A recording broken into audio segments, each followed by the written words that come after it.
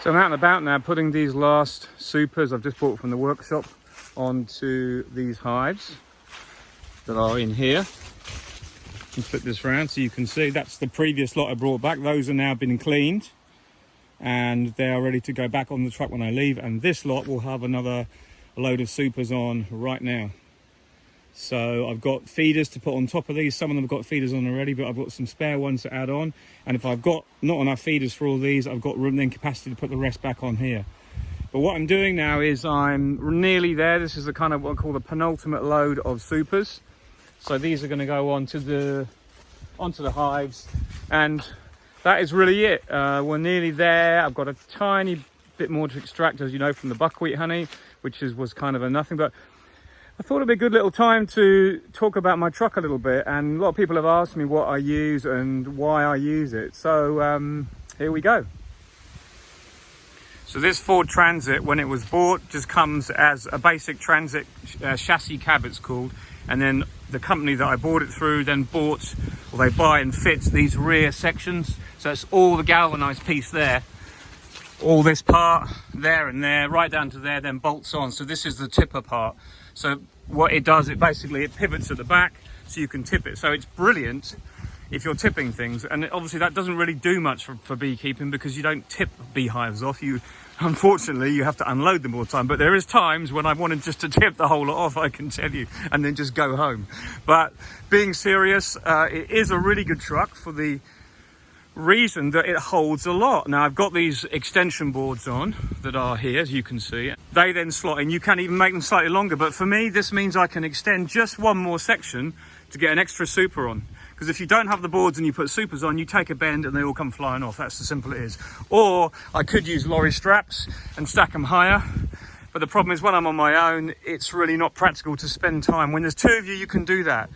You can spend time loading them up higher and then lorry strap them down with those ratchet straps and get more on.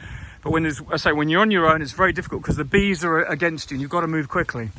So why not get a van? Well, to me, I have this already, and when I was doing gardening before, it's a perfect gardening truck.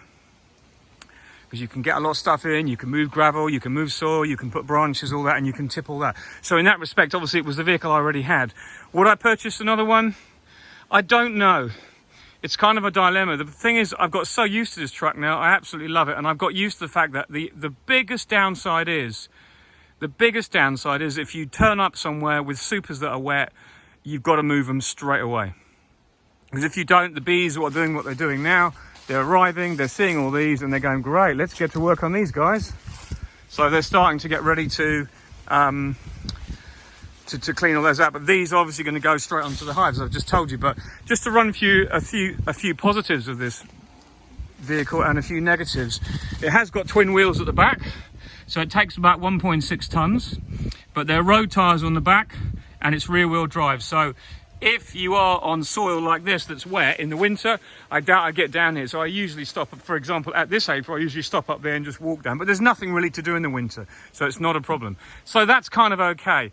Ideally, I need to get twin knobbly tyres on the back of each side, and then I could go basically anywhere with the rear wheel drive. So that would be a good investment, but it's another thing because I need then to be able to whip them off quickly and change them over when I need to go on the road for prolonged sessions, like a motorway trip, because you couldn't drive on the motorway. But the whole idea is just to point out that even though I've said before, oh, I could do with the van, oh, this will be good, that will be good. In reality, this actually works pretty well. You know, I've just done a whole season. I've just extracted over 2 tons of honey on my own. It's like, you know,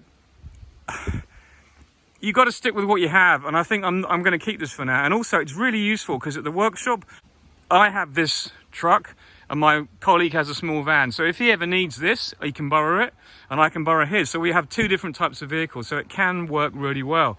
So when you work together, and you can see how many I can get on. I can get nearly 80 supers on this. And obviously, I wouldn't be stacking full supers like that. And you've seen me unloading. I generally tend to load on 30 or 40 supers, maybe 2 apiaries together, and then make a dash back to the workshop where I can offload them. You know, so that works pretty well. I mean, this truck isn't light on fuel. It's not very thirsty, but what I'm trying to say is it's not the lightest on fuel. You know, it does drink a bit, but I generally run around most places without much in the back, so it actually is fairly economical in that respect. So I can get about 2 weeks running around on one complete tank of fuel, very roughly, when it's not too intense. So that's about $100 worth of fuel. So it's, you know, it's like, it's not too bad. It is really useful as well because you've got obviously the flatbed to work from, and you can obviously light your smoker on that. It's not like you're working out the back of a van that's completely covered over and you've got to work on the ground. You've got an instant table wherever you drive, you know. So it is really pretty good in that respect too. When I'm doing queen rearing and stuff like that, I'll show you the inside. It's pretty basic, but I mean, excuse the mess. This is unfortunately what happens though. You end up with a lot of stuff in the front. There's not a lot of room to keep stuff in the back that's going to blow away, so you do end up cramming the front full of stuff, you know. But you know, it's like, it is what it is. As I say, it's very practical. I get all my stuff in here. It does the job, you know. And I'm sure if every beekeeper had to confess, the front of their cab would be a complete disaster zone, because mine is actually not too bad at the moment. I've actually cleared it out a bit, but anyway, it's just to run through a few things, you know.